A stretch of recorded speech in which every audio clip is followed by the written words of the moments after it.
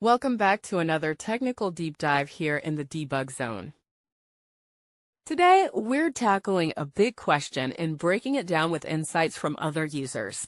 Hopefully, this clears up some misconceptions and helps you get the answer you need.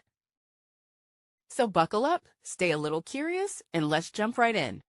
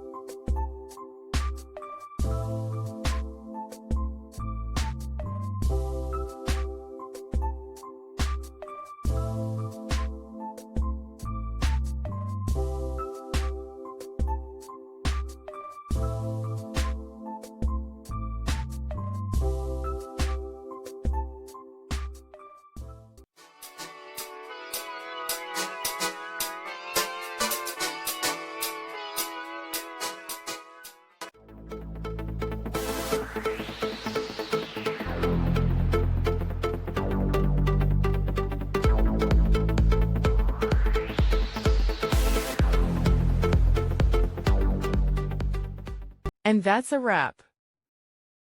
I hope you found the answer you were looking for. If you did, take a second to hit that subscribe button. It really helps out. And let me know in the comments which solution worked best for you. See you next time in the debug zone.